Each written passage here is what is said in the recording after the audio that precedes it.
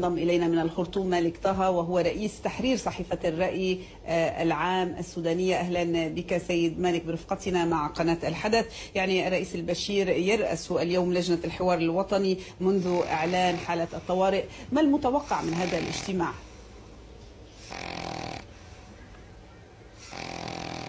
سيد مالك؟ سيد مالك هل تسمعني؟ يبدو أن الصوت ليس جاهزا، سنعود إلى ضيفنا حال توفر أو جهوزية الصوت.